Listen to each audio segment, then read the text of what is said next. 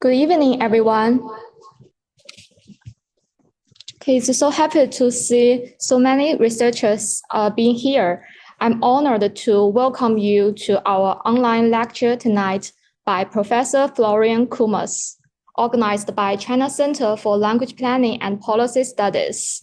I'm a PhD student from the Institute of Linguistics, Shanghai International Studies University. At first, if it's convenient, please, you can take on your camera and let's take a picture first.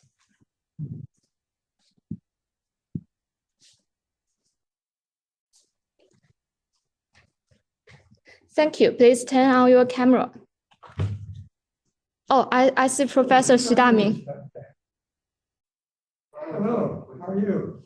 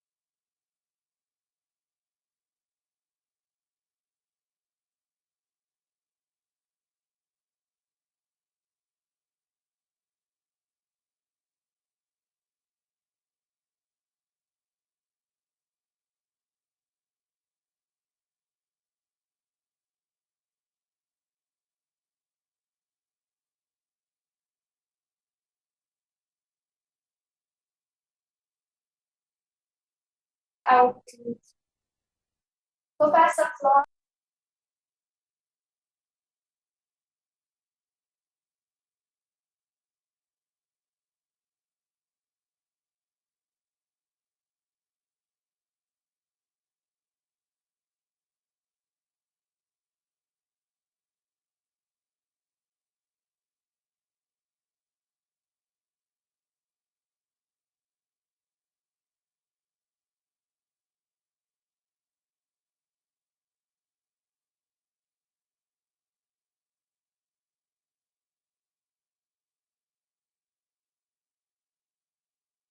Thank you.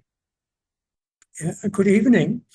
I'm very happy to see some people I know, some friends and acquaintances, and also all the others, obviously most welcome to participate tonight.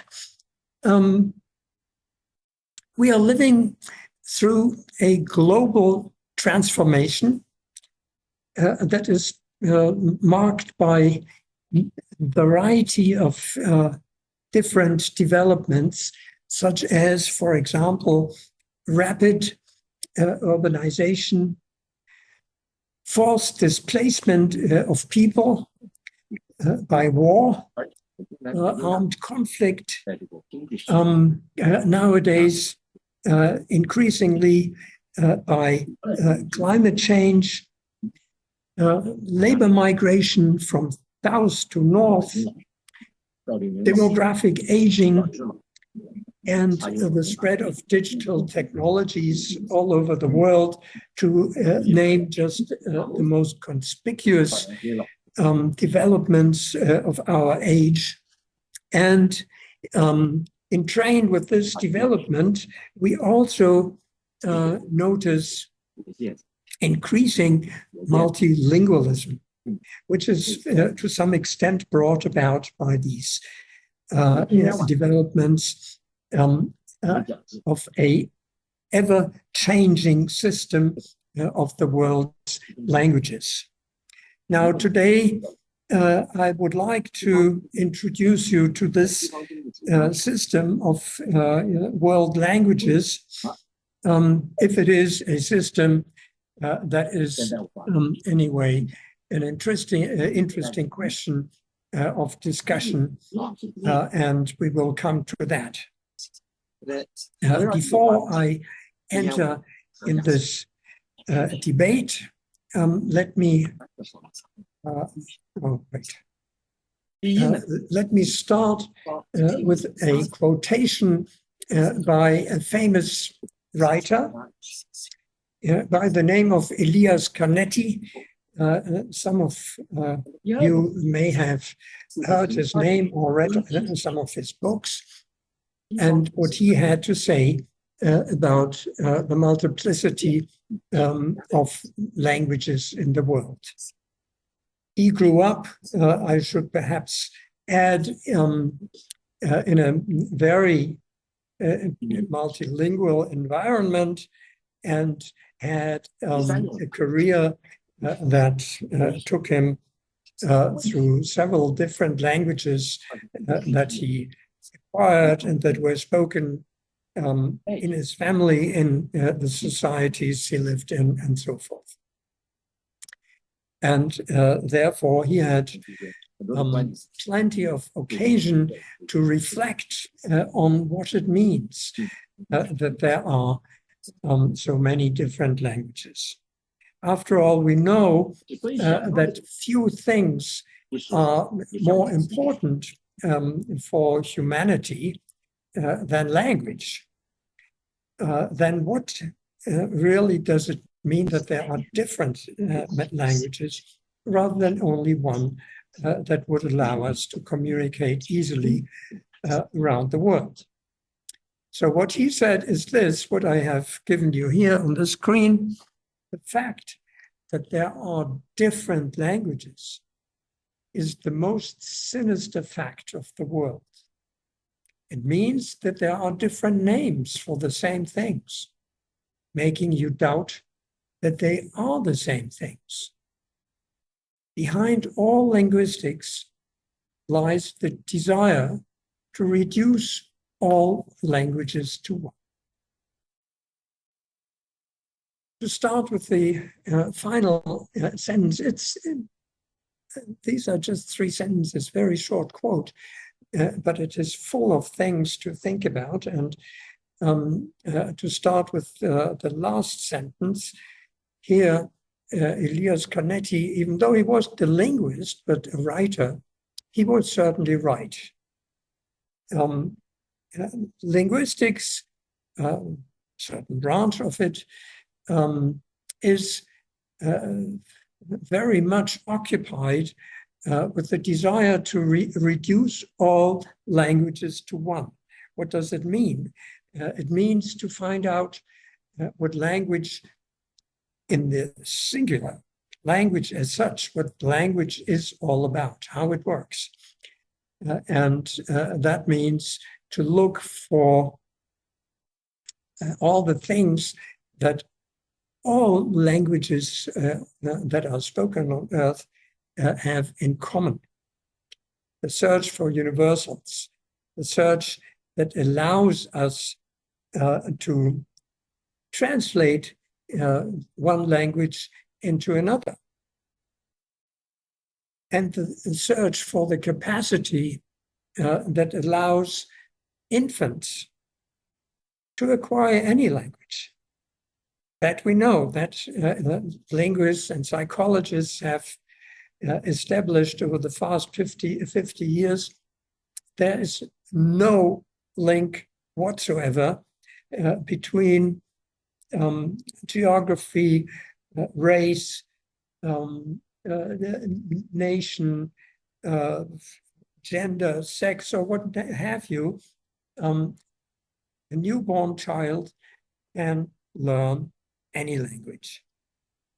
And that is an indication that there must be commonalities, that there must be many things that languages have in common. And it is these things that Canetti, perhaps unwittingly, was talking about when he referred to the desire to reduce all languages to one.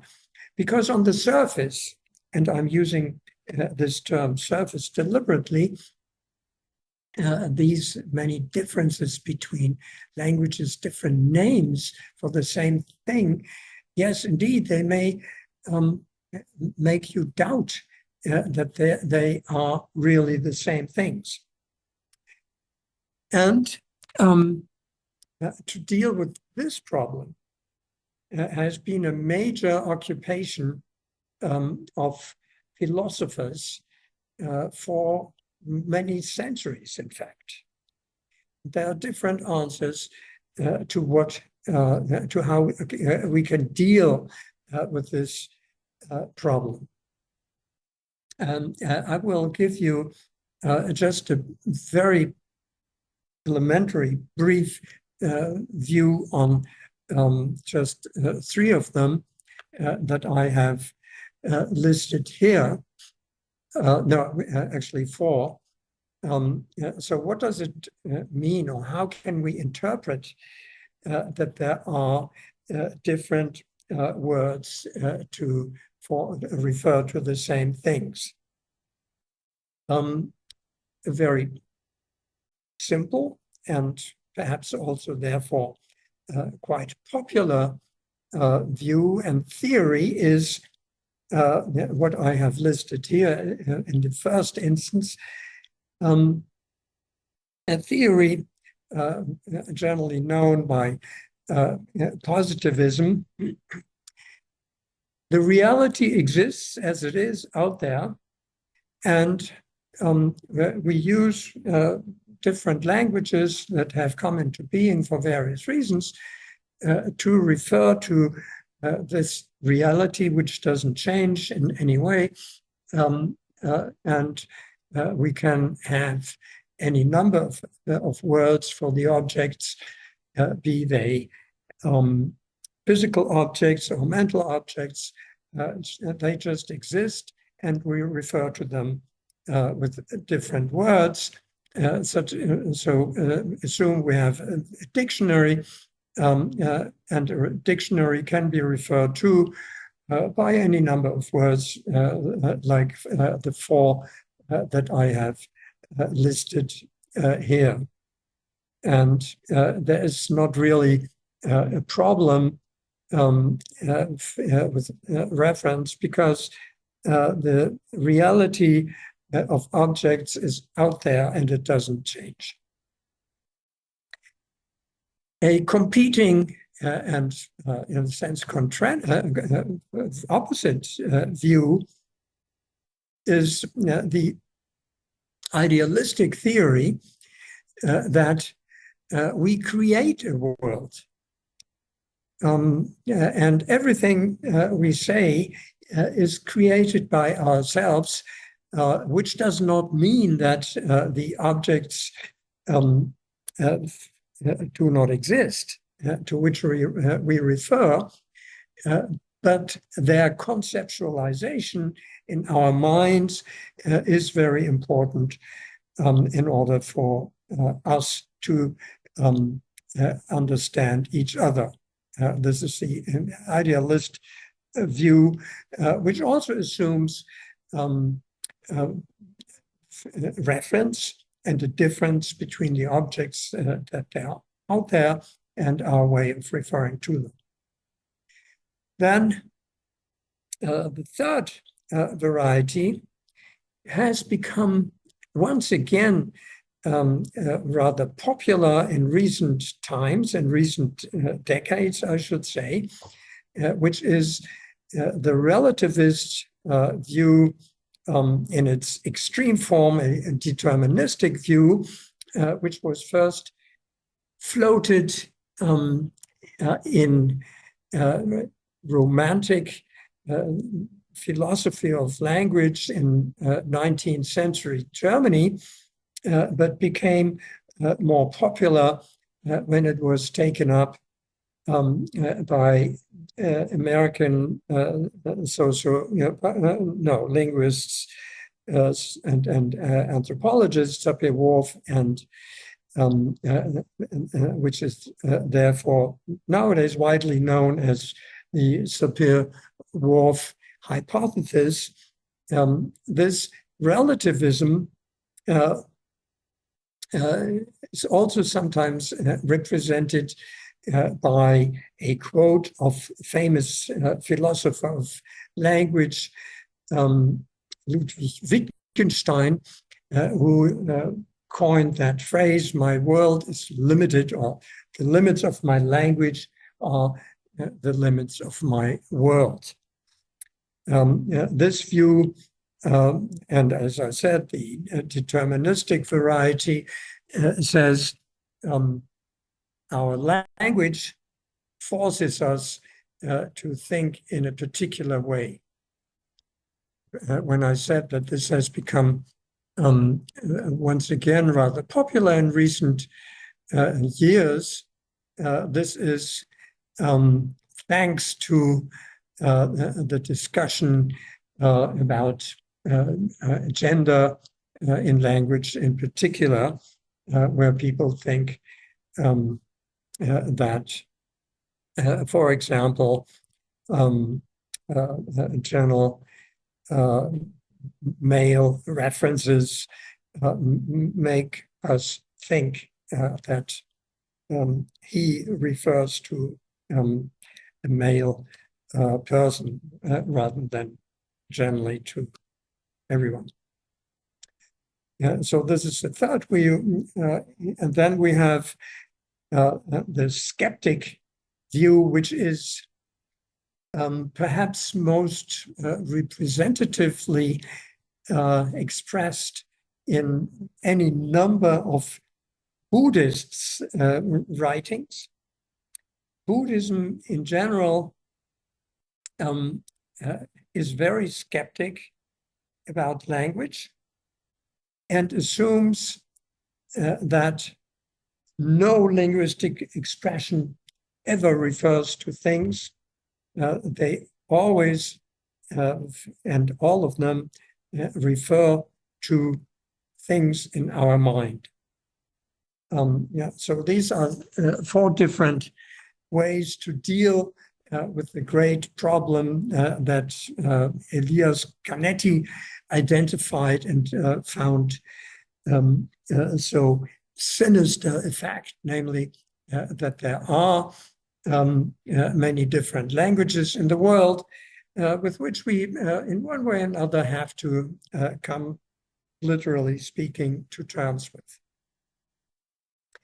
And that is what we are trying to do when we study the multilingual, or as I have said, polyphonic world in which people express themselves in many different ways, which we have to come to identify as different languages.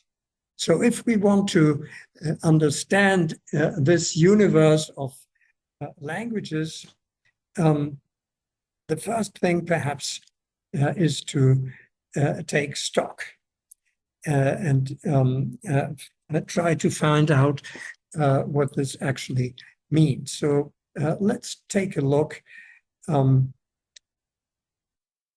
for example, at this list here. Just take a little moment to look at it.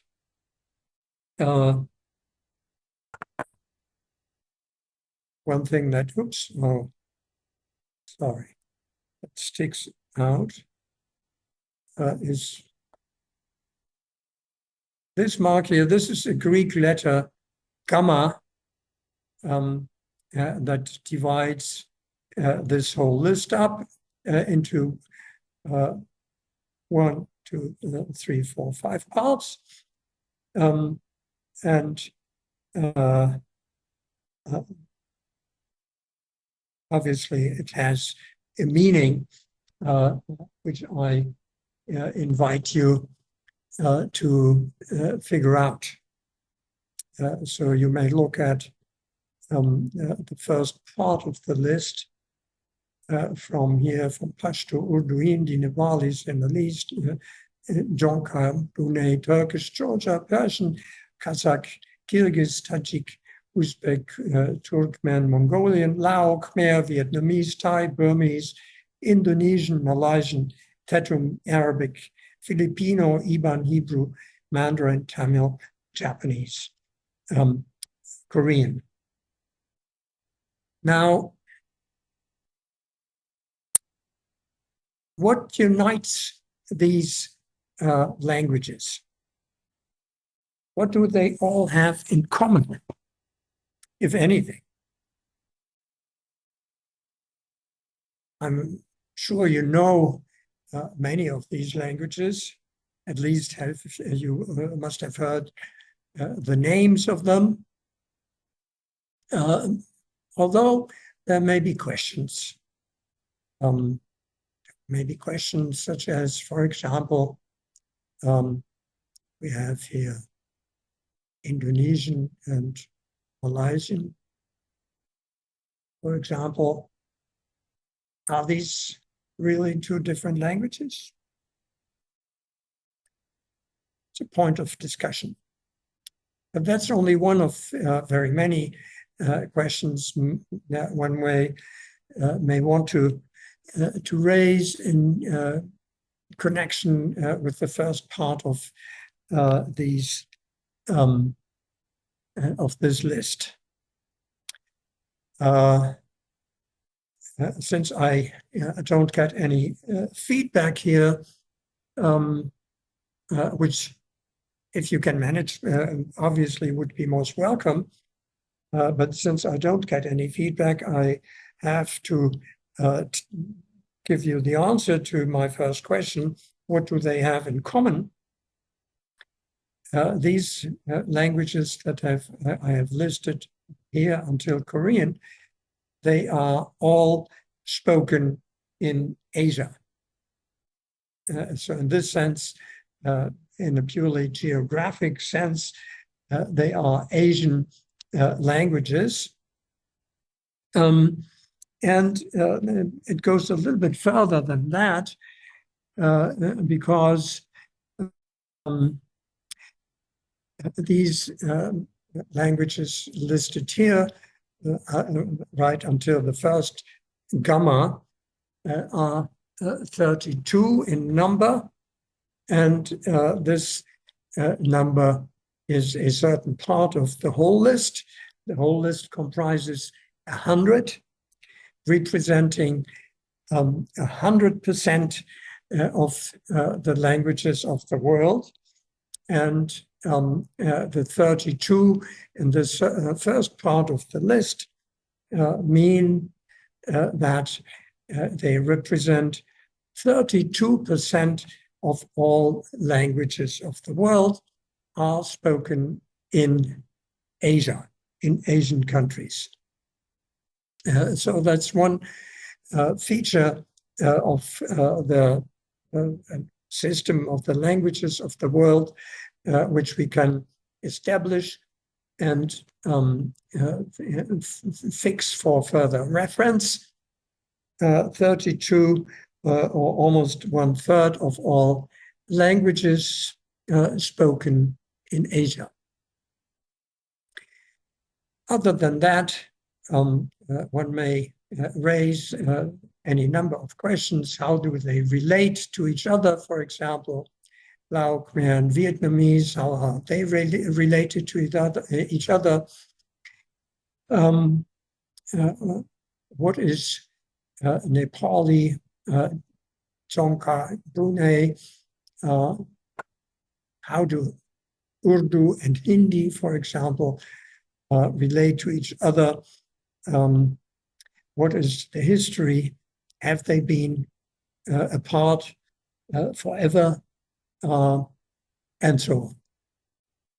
But then let's move on to the next part of the list.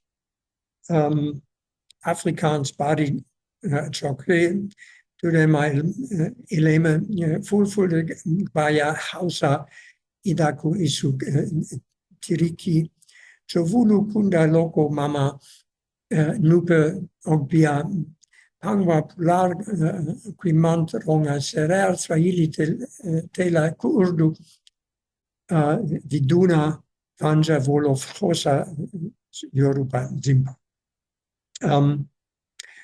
As you can see, the ordering principle here appeals to you immediately. Afrikaans, Badi, Chokwe, Durema, A, B, C, D. So this part here is listed in order of the Latin alphabet, just one ordering principle of many that one could think of. And as you may conclude from the first part of Asian languages, as we move on to the next section comprising 30 languages, they are all spoken on the African continent. So 30% of all languages of the world are African languages. And again, various questions can be raised about them. And we will turn to that at a later time, if there is enough time.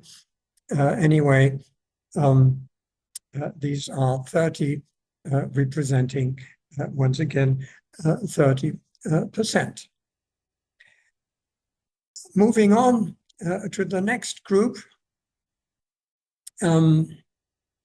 Fijian, Samoan, Nauran, Palawan, Topisin, Hirimoto, Ekari, Makasai, Maori, Arente, Kalalaguaya, Tonga, Xarku, Rukai, Puyuma, Soku, Bislama, Tahitian. This you have guessed already easily, are languages, 18 in number in this part of the list, representing 18% of all languages of the world, which happen to be spoken in Oceania, which includes Australia and any number of Pacific islands, of course. 80% of all languages of the world spoken there. Then we move on to Inuit, Mi'kmaq, Navajo, Nahuatl, Yucatec, Maya, Saranan, Kise, Aymara, Apalai, Pororo, Guarani, Pomeranian, Quechua, Mapudungun, Aymara. You have guessed it, yes, these are languages spoken in the Americas. Conspicuously few in comparison to Asian and African and even Oceanic languages. Many questions again could be asked. For example, if I tell you that these 12 languages, they include some very old languages, older than we can possibly establish. And they include some very young languages, which are very special in that their date of birth can actually be identified. Which one are these? Well, if you have ever been involved in the study of Pidgin and Creole languages, then you must have come across Sranan, also known as Sranan Tongo, which is a language nowadays spoken in Suriname, which is a former Dutch colony in the north of South America, bordering on the Caribbean. And of this language, we know exactly when in the 17th century it came into existence, because it is an English-based Creole language, and the English-speaking occupiers of that territory were there only for a couple of decades or so, until they exchanged what they had occupied there to what is now New York City, and allowed the Dutch to take over. But Tsanandongo is still, interestingly, an English-based Creole language spoken there. So very many different features can be found that we can study with regard to these languages, many more than I'm obviously able here to even mention in passing. The final part of the list comprises languages you all know very well, at least by name: Spanish, English, Portuguese, Russian, German, just 5, representing 5% of the languages of the world, which are spoken in Europe. Now, especially with regard to the last part of this list of 100 languages that represents 100% of the world's languages, it is obvious that listing these languages says absolutely nothing about nothing except geographic distribution.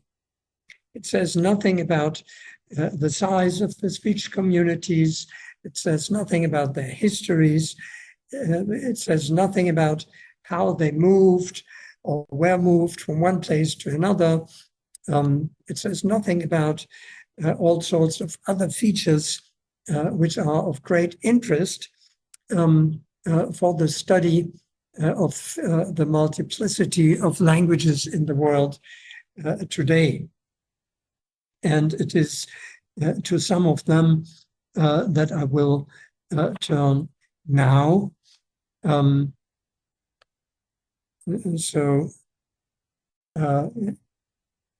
As I said, we can use various different means of classification and grouping languages.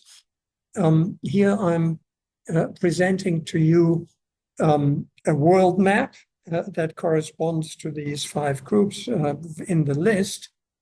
But this world map is probably slightly different from other world maps that you are used to look at. How is it different? Well, what sticks out at first sight is that Africa is huge, bigger than on most world maps, whereas the Americas are considerably smaller than on usual world maps. Also, Oceania occupies more space, whereas Europe is roughly the same as in conventional maps, and Asia too is only slightly deviant or slightly bigger than it usually is. This is because I have adjusted the continents to the proportion of languages that are spoken on these continents. So as I said earlier, Asia, 32%, Africa, 30%, which is significantly more than the actual landmass. Europe occupies more or less the same landmass, a little less.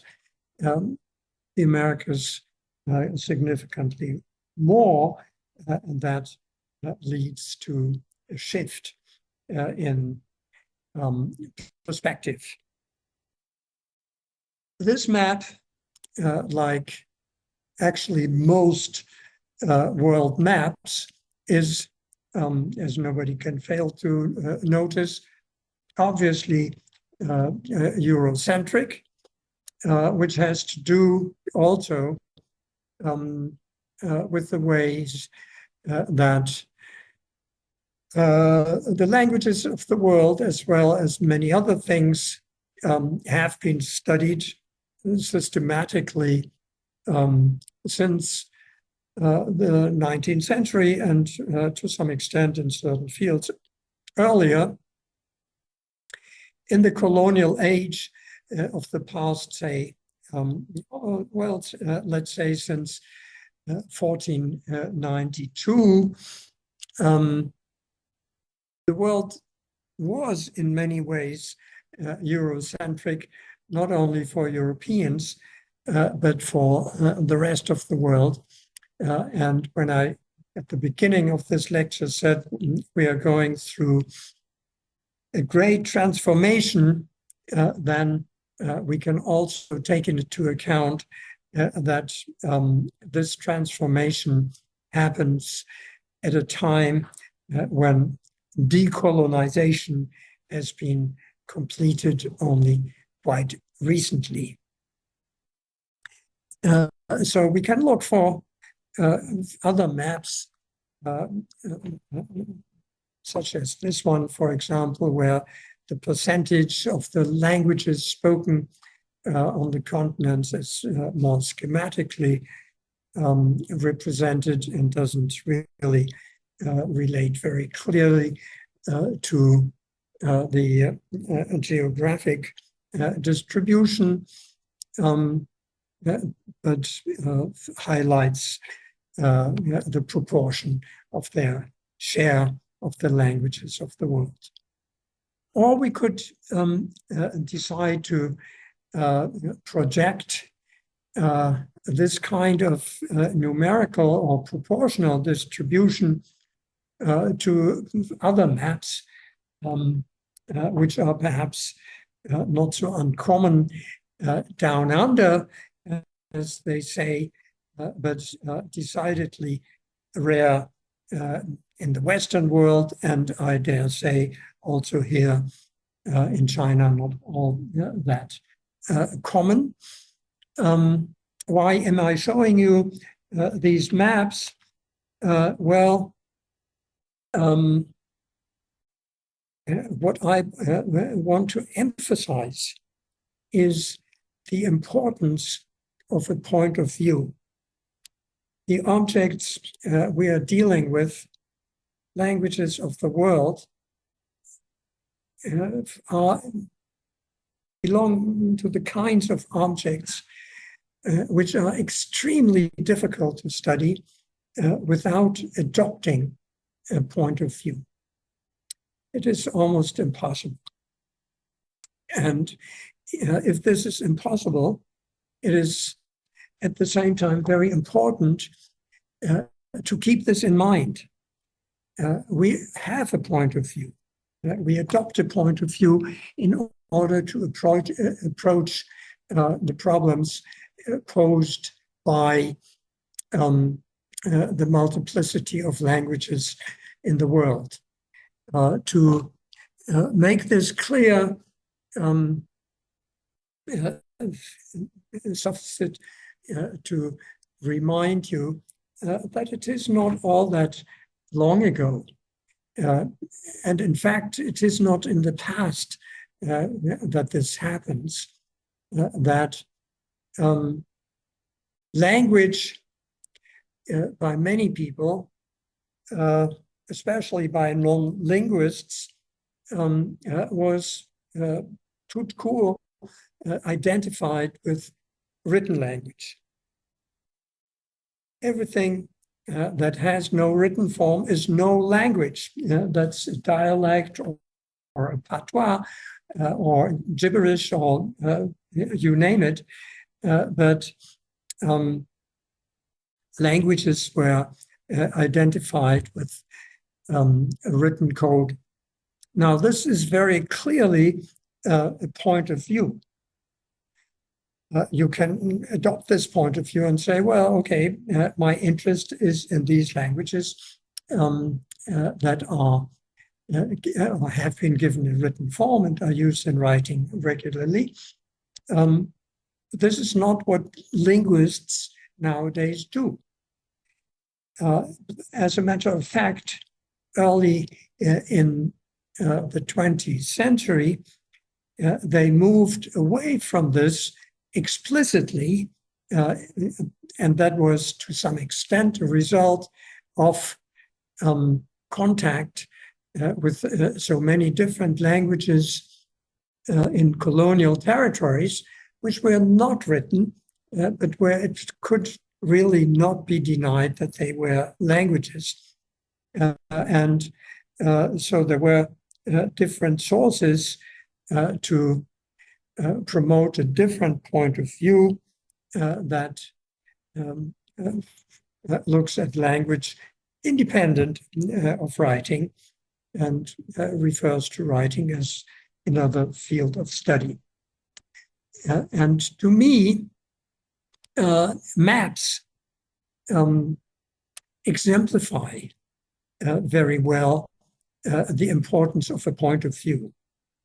What do I mean by that? Well, it has been demonstrated convincingly and succinctly that it is impossible to have an objective map. Why is that?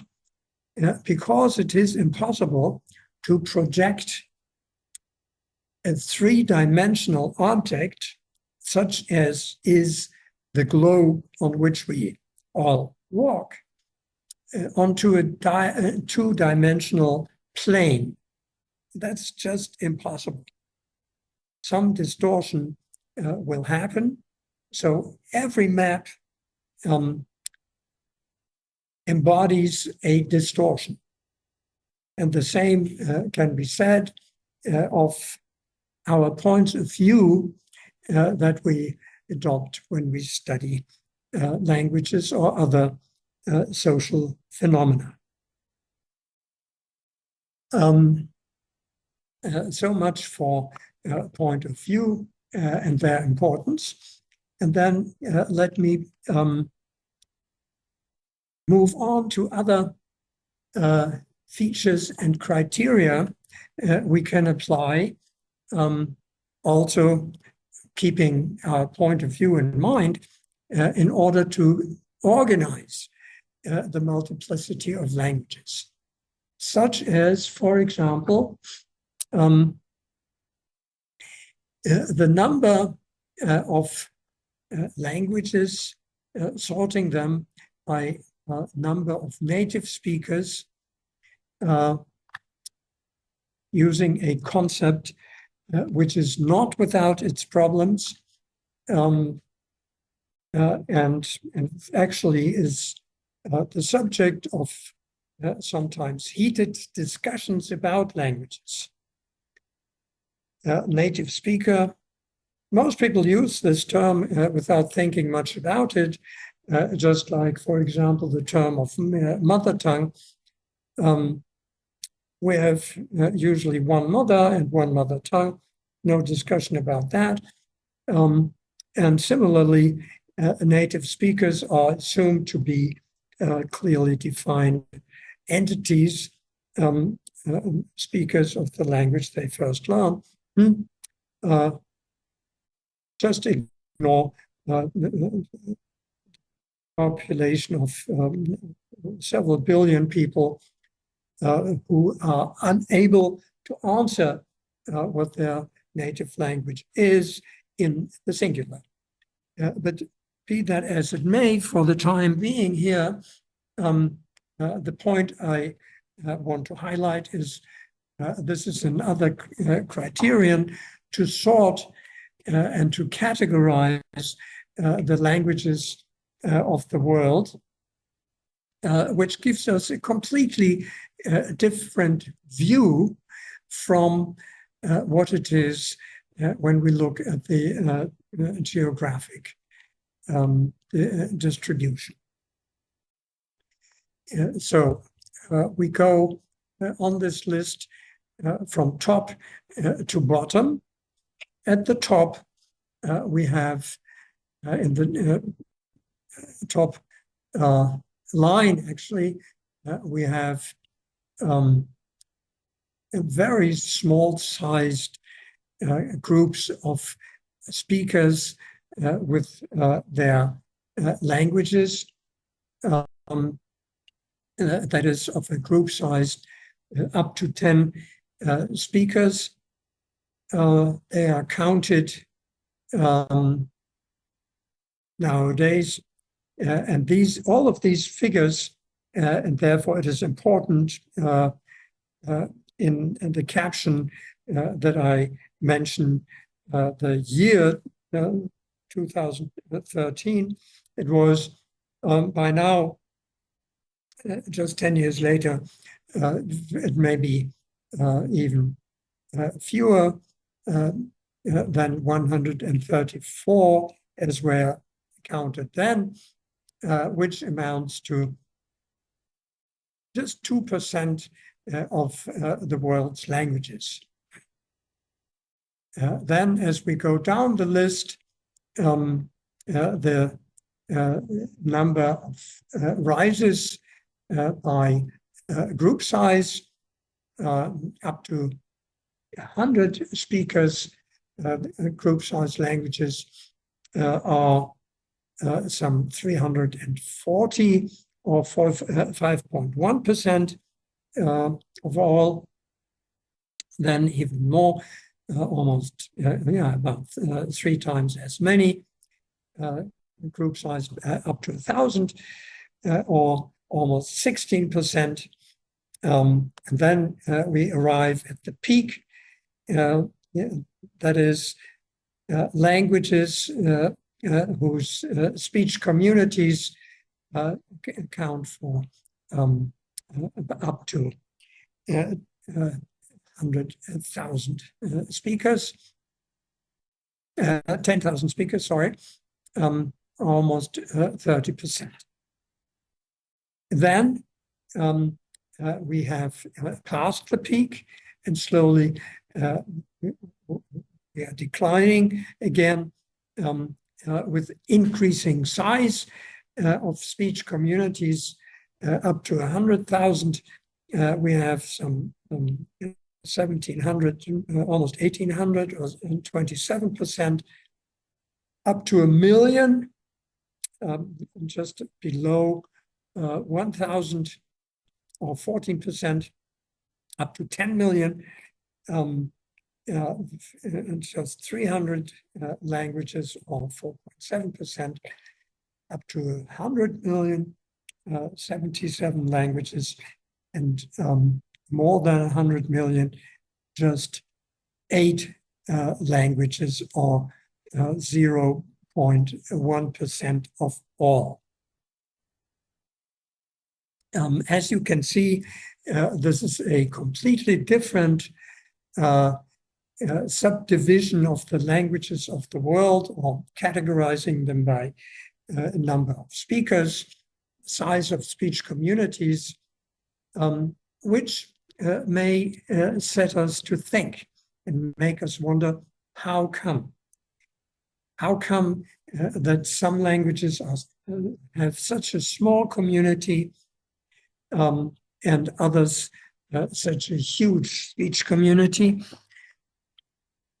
This in itself is an interesting question, socially, geopolitically, perhaps, but also, mind you, linguistically, perhaps. Does the size of the speech community have any effect on the language in question? If, for example, we consider every language as a piece of work on which many participants, which is to say, every member of the speech community contributes, then it stands to reason that something different happens with the speech, with the language spoken by a very small speech community as compared to one spoken with a very huge speech community. Question to be studied in channel linguistics without any social implications, but certainly of interest if we want to understand how language works and how languages differ from each other.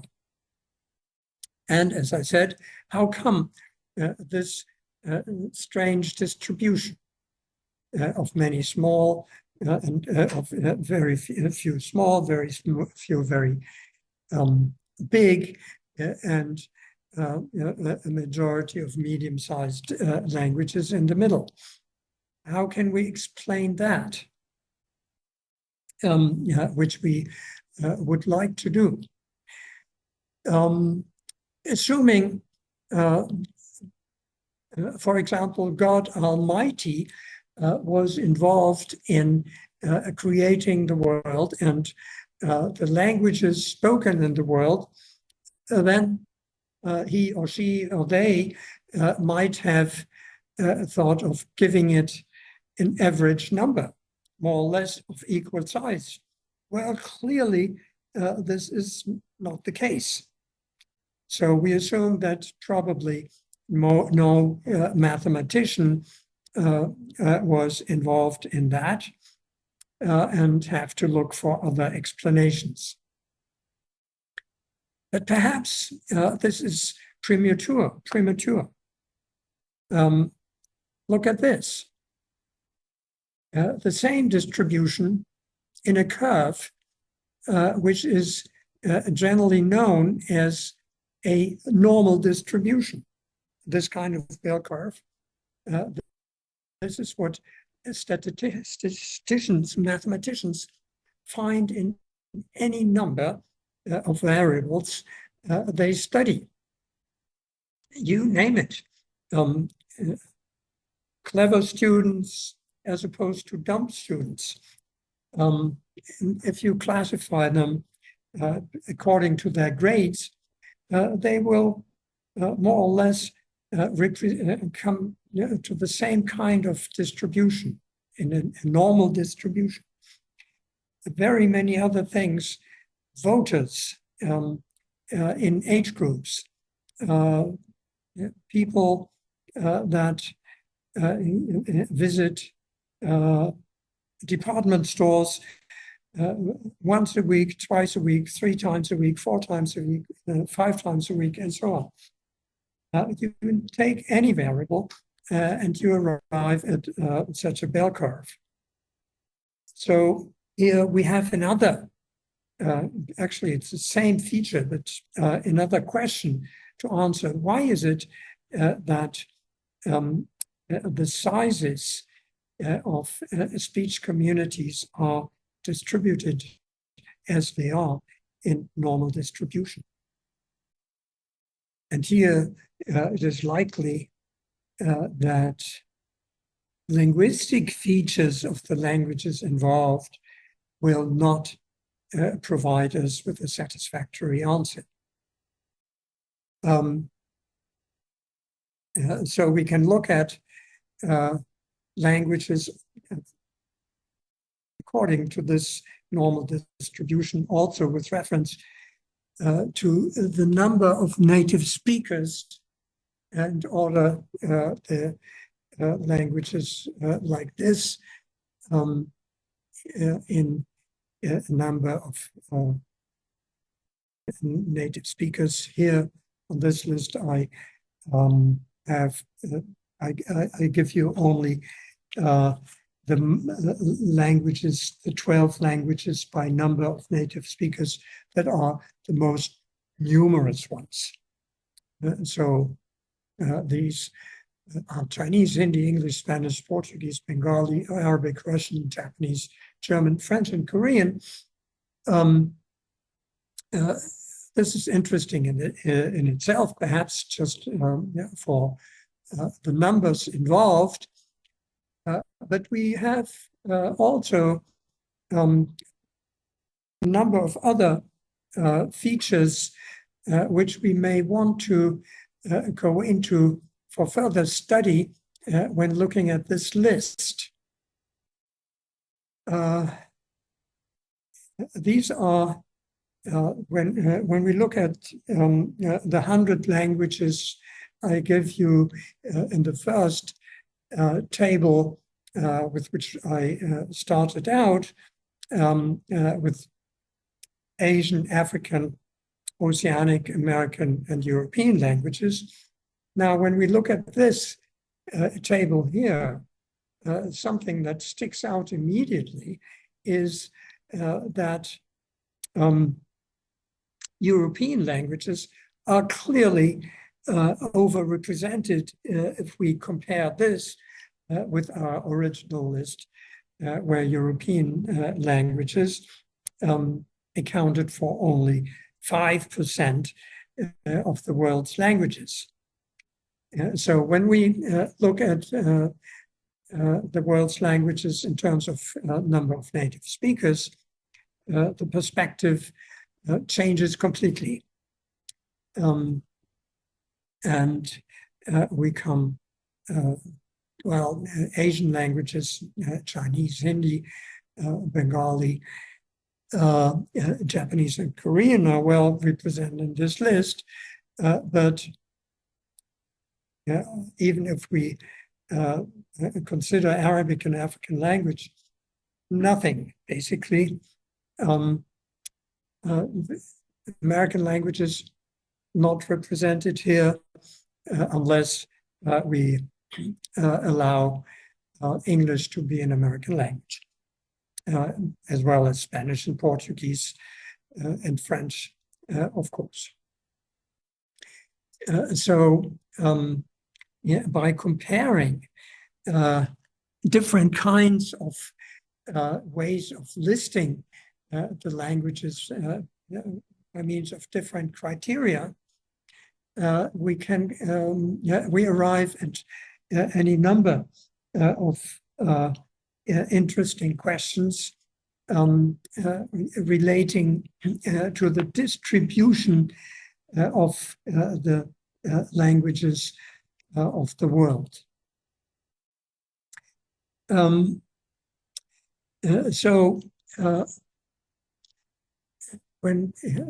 we look at this list here and related to the continents, to the 5 continents, Antarctica I've left out because it is not usually inhabited except for recent stays of researchers.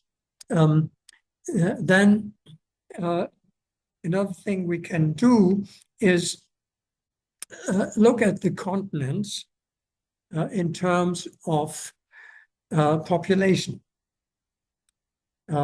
So Asia happens to be the most populous continent of the world. 60%, now keep this in mind, 60% of the world population live in Asian countries. That is huge. And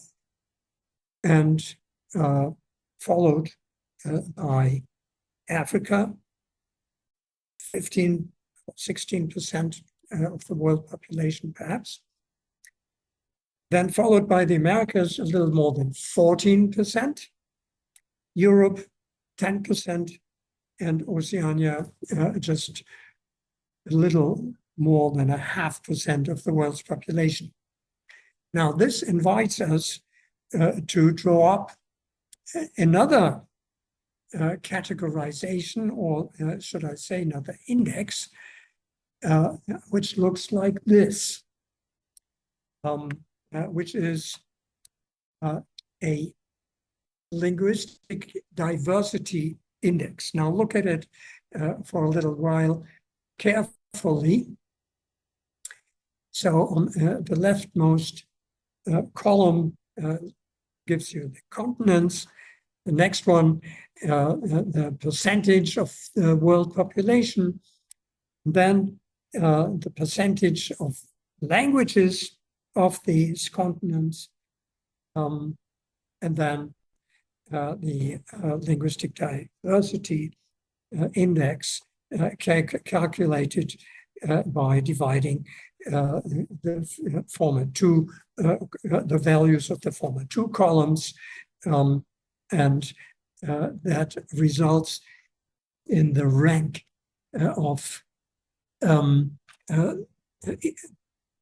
the continents as regards the index, the diversity index. Can you turn this off?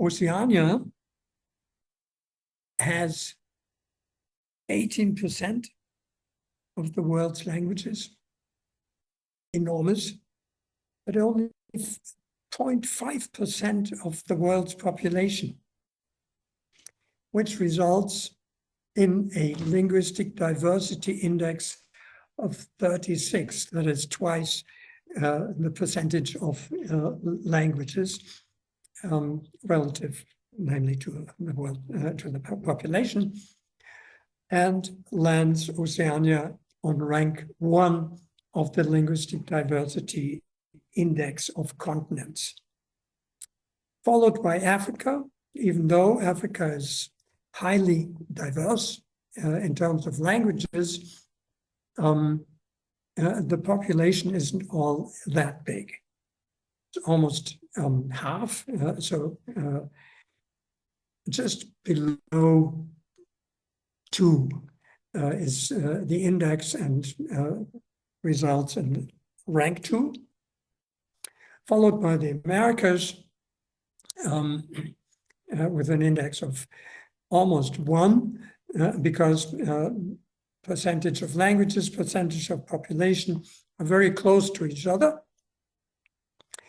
as opposed to Europe, which has a population that is in percentage double the percentage of languages, with the result of a 0.5 linguistic diversity index, landing it on rank 5 of this kind of index, which is another way of dividing the languages of the world, which may hold interesting knowledge about the languages of the world and how they are dealt with various populations.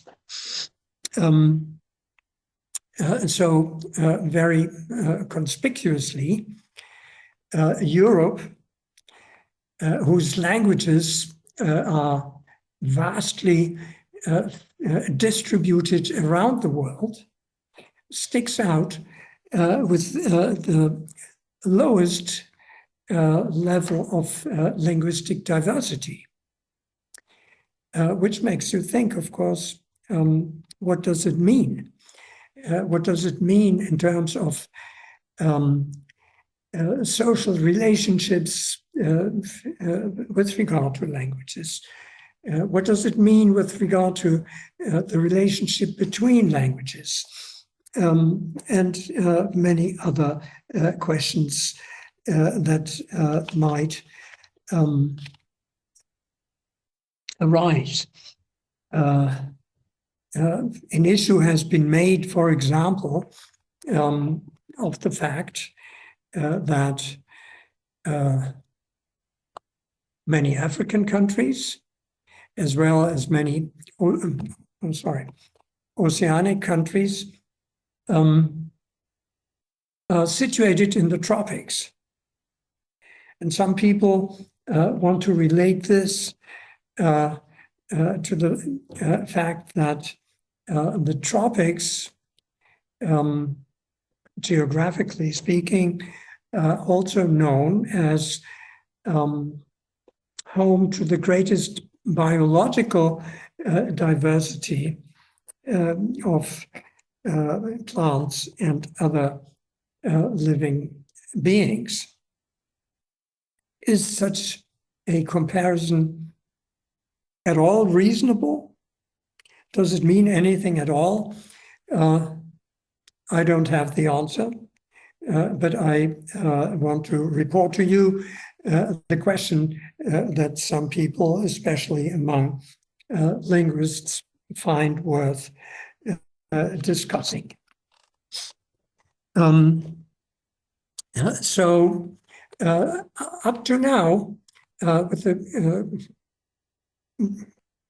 little exception of a short reference to a Pidgin or a Creole language, I have dealt with languages as countable objects. This is what people usually do, unless they are concerned linguists, as I may say. Language, obviously, yes, can be counted. Chinese, Japanese, Korean, English, French, what have you. They are countable objects. This way of thinking, once again, represents a certain point of view. A point of view embodied by families. Families such as, oh, I'm sorry, I'm moving in the wrong direction here, such as this one. Families, yes, are a tool, let me say, a conceptual tool. Very often, languages are categorized, are grouped into families, such as this one, the Sino-Tibetan family. I should say at the outset that this is a simplification. The Sino-Tibetan family comprises many more languages than are listed here. But to give you some idea what linguistic families are, this is good enough. There's, at the utmost left, some origin of this pedigree, as it is also called, which then splits up into two branches, Tibeto-Burman, as you can see, and Sinic, Sinitic, which then further splits up into Chinese, Tai, Kadai, Hmong-Mien, and some others. And these two, as you all know better than I do, are subdivided into any number of varieties or languages, whichever you prefer to call them. Cantonese or Wu, Hakka, Hokkien, and so forth. As is also true for the sub-branches of the Tibeto-Burman family, which splits up into Burmese, Tibetan, Thai, Lao, and derived varieties, and so forth. The same kind of perspective is adopted for categorizing many other languages. For example, in the European context, Romance languages for which, for convenience sake, Latin is taken as the origin, from which is derived Classical Latin, which incidentally it wouldn't be if it wasn't written, as opposed to Vulgar Latin, and vulgar here doesn't mean obscene, but just common and spoken. And from this vulgar Latin derived are once again two different branches, Sardinia being a big island in the Mediterranean, where dialects that are not really incomprehensible with Italian are spoken to this day. And then on the other side, continental Romans branching up into any number of other languages, resulting in Romanian in the east and Spanish, Portuguese, Catalan in the west. But they look like boxes that are well distinguished and do not overlap. And to repeat about the point of view, this clearly comes to bear when we know, for example, that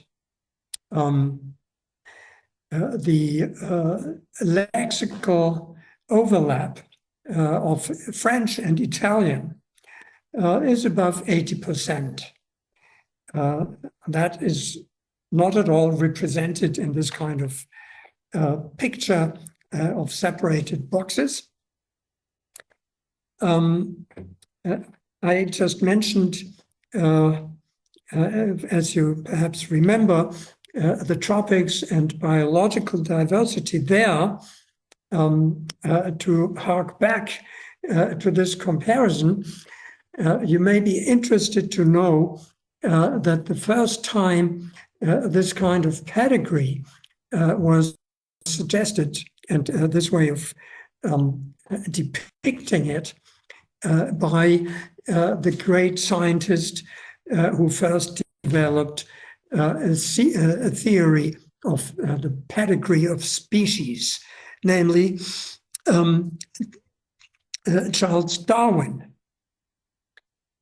And here I give you a citation from his famous Origin of Species of the mid-19th century.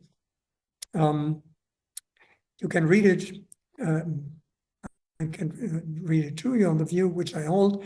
The natural system is genealogical. I can't note this. In its arrangement like a pedigree, but the degree of modification with the different groups have under each other to be expressed by ranking them under different so-called genera, subfamilies, fractions, sections, orders, and classes. It may be worthwhile to illustrate this view of classification by taking the case of languages. And then he says, if we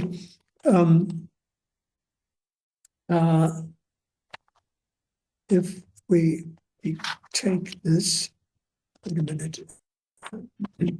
Well, then he goes into details that the relationship between languages actually displays similarities. Oh, thank you.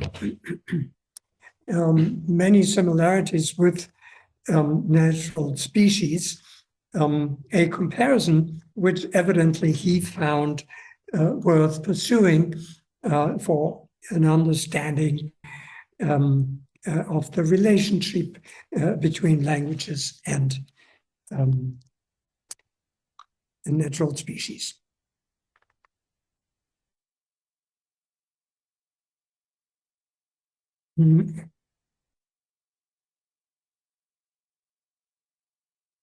So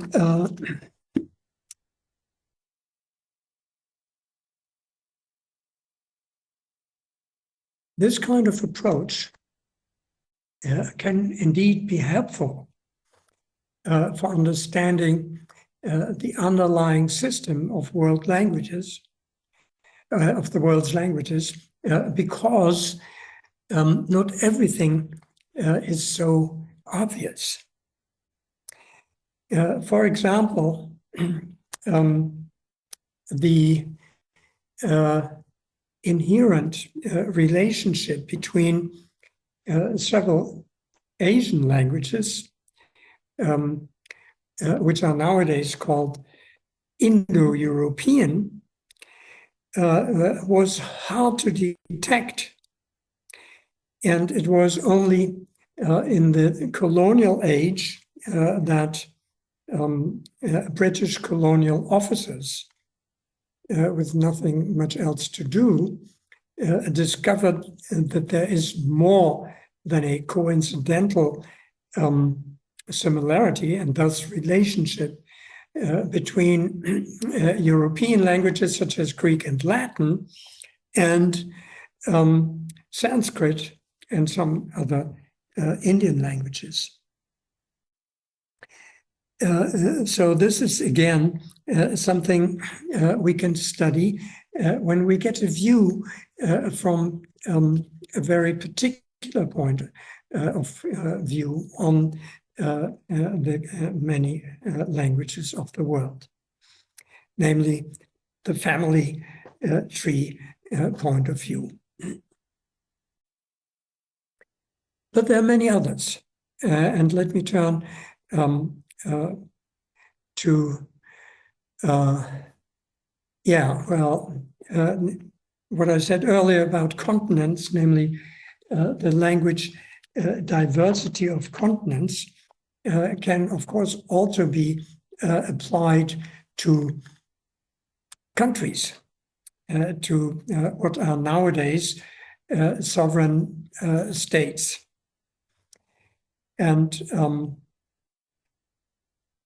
here I have listed for you the linguistic diversity index that I calculated for the countries with the highest linguistic diversity index. PNG, as you may know, is Papua New Guinea. The country with the highest, stupendous, really, the highest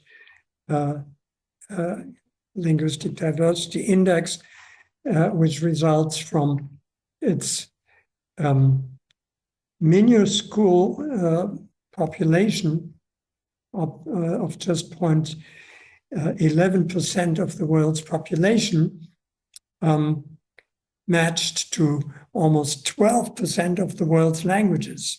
Obviously, this results in an enormous diversity index. What sticks out furthermore from this list is that there's not a single European country on the list. There's not a single American country on the list, except, in Mexico. But this, once again, raises a question. How come? And what does it imply? Does it imply anything at all, or is it just coincidence? Very interesting question, which we may follow with other indices and other kinds of comparisons. For example, if we look at the 10 poorest countries listed in column A, and the 10 wealthiest countries listed in column D, and then look at their respective linguistic diversity indexes. And the contrast that we find here is once again quite striking.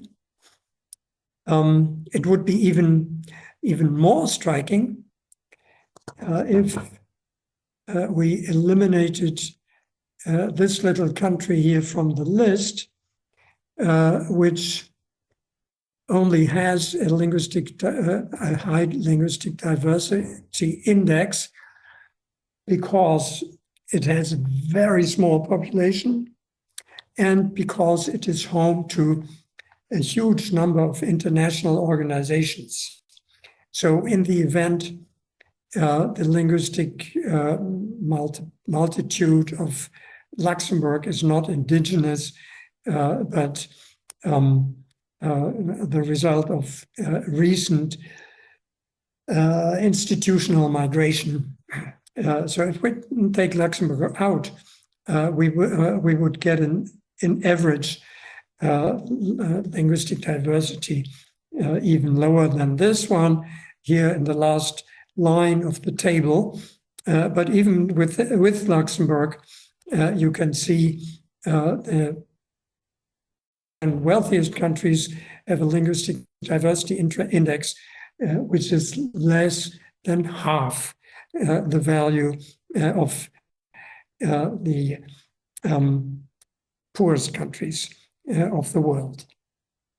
Now, this brings us certainly much closer to social and socioeconomic questions, which can be and should be investigated when we are looking and when we are trying to get a grip on the languages of the world, what they mean, not when we compare grammar and phonology, but when we compare societies, populations, groups of speakers, individuals, their speech repertoires,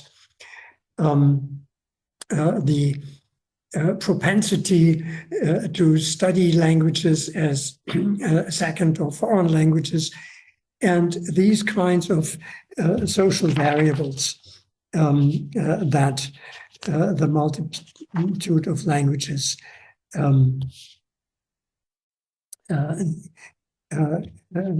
calls our attention to.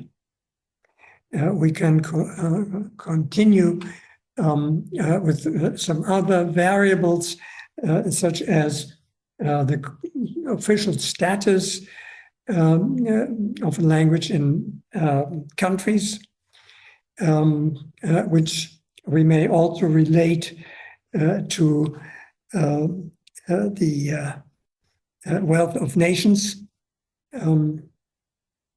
Again, what sticks out in this table here is the overrepresentation of European languages, of course. Yeah,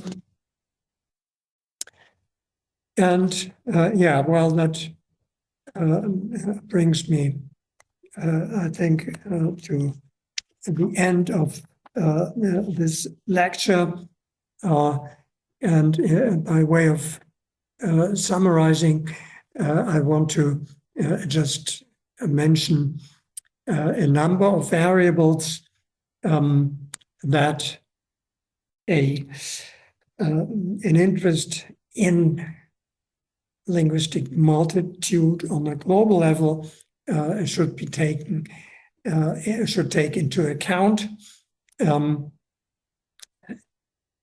whether or not these variables have any implication for linguistic structure is an open question which should not from the start be denied. This holds for demographic strength, as I mentioned earlier. It holds for international standing and official status. It also holds for whether or not there's a market for a language as a foreign language. It holds for standardization and literary development of languages, writing, in other words. And it holds for the ideological support, the support structure that is erected around a language, which from a very Western informed point of view nowadays is taken for granted, more or less, the world over. For example, documented by the fact that the United Nations has declared the decade from 2022 to 2032 as the decade of indigenous languages, once again reflecting a certain point of view which has to be taken into account when we study this hugely interesting field of research, the multitude of languages of the world. Thank you for your attention. I'm very happy to have been given this opportunity. Thank you. Bye-bye. Okay, thank you, Professor Kumas, for this wonderful talk. And thank you for all the audience online. 现在我们大家可以打开一下自己的摄像头，然后我们一起来合影留念一下。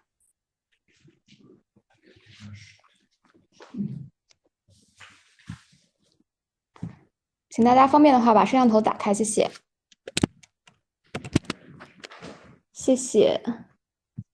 现在来3、2、1，好嘞。还有愿意打开摄像头的线上观众吗？我们一起看一下。OK， 那我们今天由于时间原因呢，就不提供这个互动的环节了。然后，对，感谢各位老师和同学的参与。我们今天的讲座到此结束，谢谢。大家晚安，拜拜。对，感谢，拜拜。